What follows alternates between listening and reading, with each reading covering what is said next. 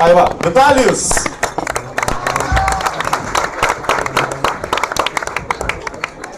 Labas vakaras Vilniečiai ir miesto svečiai. Jau keli metai praėjo, gal net daugiau nuo to, kai paskutinį kartą čia stovėjau tamstoje ant scenos, tai šiandien iš tikrųjų jaudinus, bet pasakiau savo kažkaip, kad neturiu ko prarasti jau šiandien. Ta prasme, nepralaimėsiu tikrai aš čia daugiau negu Lietuvos futbolo rinktinė anglams. Bet jeigu pasirodyčiau Panevėžy, aš net nebėjau, kad kažkoks čiuvas iš publikos atsistotų ir sugebėtų man įrodyti, kad aš čia stovėdamas ir kalbėdamas su publika galiu pralaimėti 3-0. Ir labai džiaugiuosi iš tikrųjų, kad studijuoju Vilniui. Čia yra nuostabus miestas, čia yra patys didžiausi kebabai. Čia kebabai yra tokie dideli, aš nusipirkau kebabą, pasidėjau automobilį ant sėdynės, pradėjau važiuoti ir man pradėjo pipsėti, kad keleivis neprisisekė.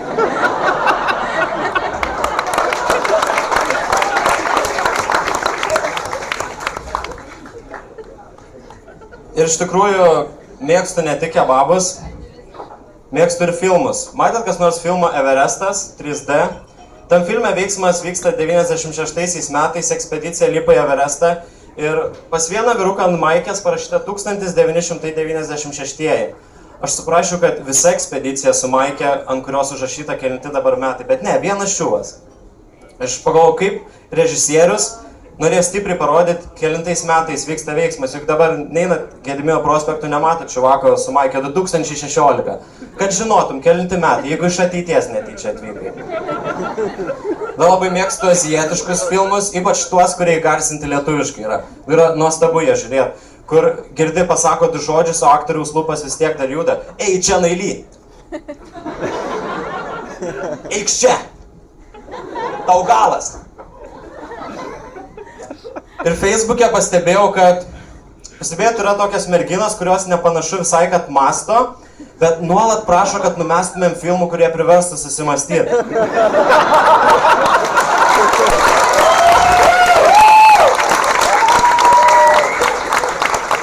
Ir aš galvoju, negi tik filmai priverčia tas merginas susimastyti. Ir man teko bendrauti su viena tokia mergina, mes susitikom Panterose.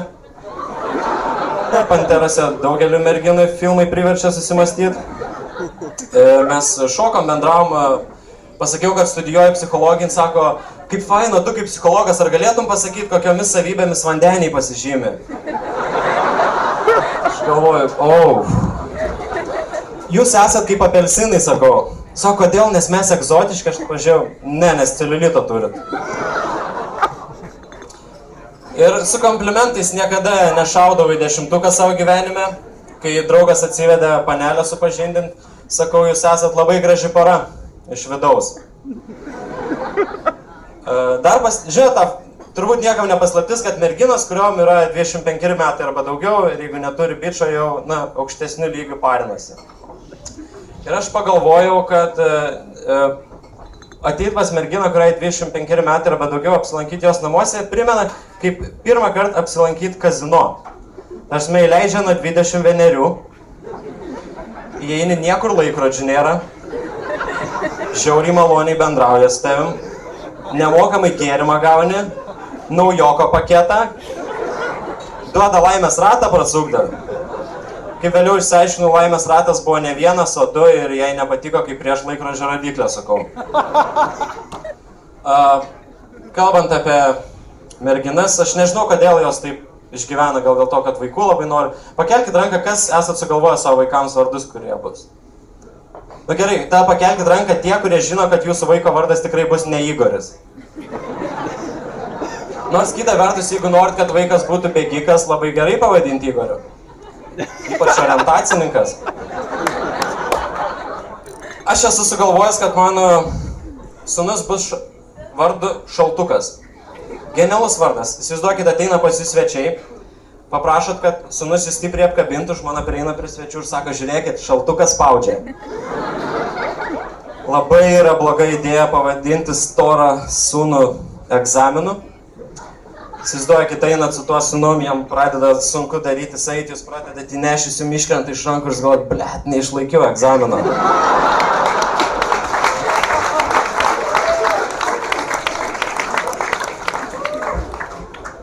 Dar norėčiau apie giminaičių šiek tiek pakalbėti. Turiu tokį dėdę, Turbūt daugelis žmonių turi tokį dėdę, kuris visą gyvenimą su visais tokiais vešliais. Ir aš jo dėka džiaugiuosi, kad aš nesu žydas, bet ne dėl kažkokių antisemitinių priežasčių, o tiesiog dėl to, kad kiekvieną kartą jis belsdavos ateidamas į svečius, aš klausdavau, kas čia įsakydavo? Vokiečiai. Aš kartą susidžiūdžiau labai stipriai koją, apie 7 cm buvo žaizda čia ir aš atbėgau pas dėdę, sakau, dėdė, gal turi kažkokį pleistrą užsiriš kažko, tegul kvepuoja, palik, kad kvepuotų žaizdą. Mama irgi įdomi yra. Kai mes kalbam su jie telefonu, kartais buvo situacijų, kai negali padėti ragelį, sakai, mama, gali padėti ragelį, aš dabar negaliu padėti. Aš tą girdžiu, kaip jin padeda ragelį ant stalo ir nueina. Seni žmonės, irgi įdomus eksponatas. Pastebėt, kad seni žmonės, jeigu paklausė vieną kartą klausimo, tai bus klausimas. Bet jeigu 2 kartus, tai blėt jau kažką aiškins. Kas yra Europos Sąjunga? Kas yra Europos Sąjunga? Kodėl Rusija užėmė Krymą? Kodėl Rusija užėmė Krymą? Ir jie yra tokie pritaringi, seni žmonės. Aš žiauriai džiaugiuosi, kad esu nepritaringas. Tikrai labai. Tu gerai, kad nepritaringas esu. Ir aš, pavyzdžiui, kai pasensiu, aš tikiuosi, kad aš nebūsiu tas toks sukrešęs žmogus, kurį tu praleidi per perėjį su savo terbom bėga, kad tu jo nenupistum. Bet aš tau duodu laiko, tu ir taip skubi gyventi, nes tu greit mirsi, tu bent jau ramiai per perėją praeik. Skaitau Delfi ir ten yra įdomių antraščių. Yra jau tos antraštės labai erzina mane.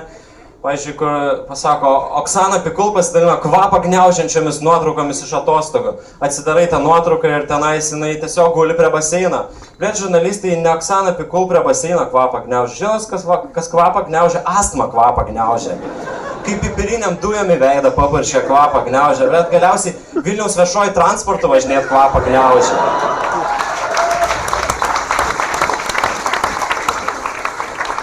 Ir tos solelė pupytės, aš pagalvoju, kai jos mirs, jas reiktų išmesti geltoną konteinerį, nes plasmasė.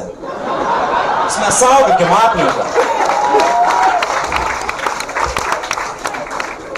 Dar man kvapą gniaužia pizzerijos, bet labiau jų padavėjai, kurie ateina ir pastebėt, kai ateini į pizzeriją ir jeigu užsisakai ne pizzą, ten tokia mini panika kyla. Nors ten prasideda atmazai visokie, čia palaukti reikės ir panašiai.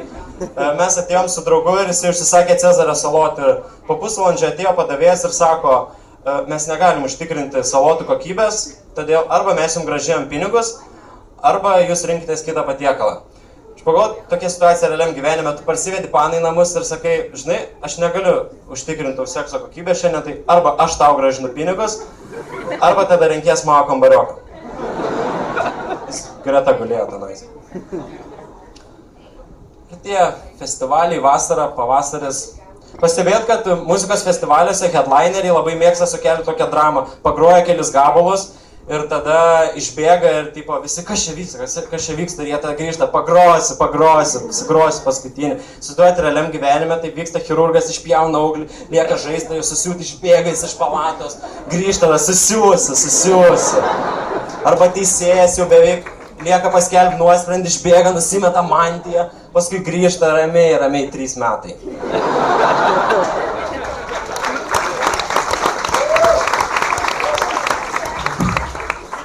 Teko man irgi su įdomiais gydytojais bendrauti, aš atėjau pas gydytoją ir sakau, su tyrimo rezultatais atėjau, sakau, daktare, kas man yra?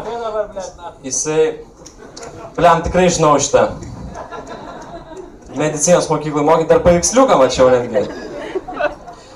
Įdomu, kodėl tik gydytojams ir policininkams kyšius visi dalina, kodėl, pavyzdžiui, gaisrininkam niekas kyšių neduoda. Juk labai geras, pribėgi prie gaisrininko, jis gesina namą, užkiši 100 eurų už kelią ir sakai, čia pagesink bišį geriau, tada duodi dar 100 eurų, o čia kur kaimyno pusė, mažiau bišį gesink.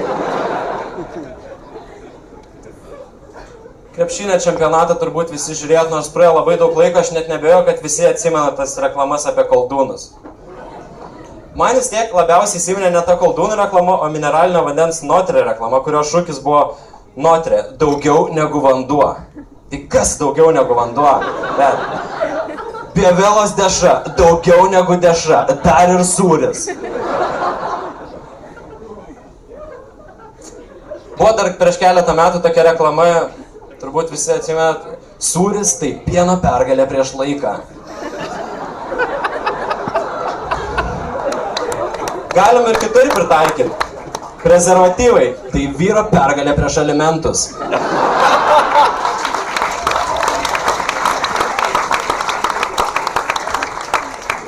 Blowjobas – tai moters pergalė prieš mėnesinės. Skaičiau Delfi.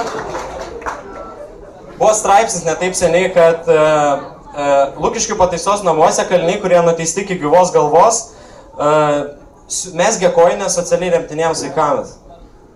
Bliam, galvoju, gera idėja, ir kaip tie vaikai turėjo jaustis, paskui jie išeina į kiemą, 2 berniukai, tarkim, kiek nužudė žmonių tavo kojinių mesgėjas? Sako, 1, mano 2, mano šiltesnis.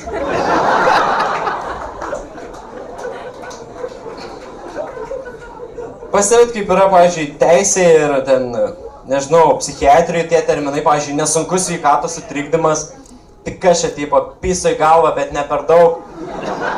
Lengvas protinis atsilikimas, čia, tipo, debilas, bet tik biškė, ne? Tai aš irgi pagalvoju, tipo, lengvas nepritapimas kompanijai. Tipo, esi dalbajobas, bet tik biškė. Pastebėt, Facebook'e dar yra tokie žmonės, kurie mėgsta parašyti, jie kažką netai perskaito ir mėgsta parašyti, kad netai perskaitė. Tarkim, būna parašyta duona kažkur ir parašo, oi, iš pradžių perskaičiau bibis, todėl atrodė keistai, bet dabar, kai perskaičiau normaliai, tai viskas normaliai. Turiu tokį draugą, hipochondrikas jis yra, jeigu nežinot, tai hipochondrija tai yra toks sutrikimas, kai tu parinė žiauriai dėl ligų, kad tu susirgsi kažko ir jisai toks, pavyzdžiui, ateini į kino teatrą, tu atsisėdi normaliai, jis atsisėda, tu eina, nahui, AIDS užkrėtė. Ten žaidžiam krepšinį, jis suprakaituoja ir jis sako, jo vardas Andrius, jis sako, Hebra, man baisu, nes čia prakaitavimas vėžio požymis. Mes sakom, Andreli, baig. Ten paskui po išgertuvėm galvas skauda, sako, Hebra, čia galvą skauda vėžio požymis, sakom, Andreli, baig. Ir galiausiai prie kitokio taško, kur jis sako, Hebra, ne, Andreli, tu neturi gimdos. Ir dabar pagalvojau paskutinį dalyką, čia kalbėjo Mindaugas apie šunis ir pasivėt, kad skirtingose kalbose šunis skirtingai yra įgarsinti. Pas mus yra au, pas rusus yra gaf, pas britus yra ten vuf. Aš nežinau kaip pas prancūzus, bet įsivaizduoju, kad o, sakraiblė. Tai gerai, ta gaida ir baigiu, tada ačiū.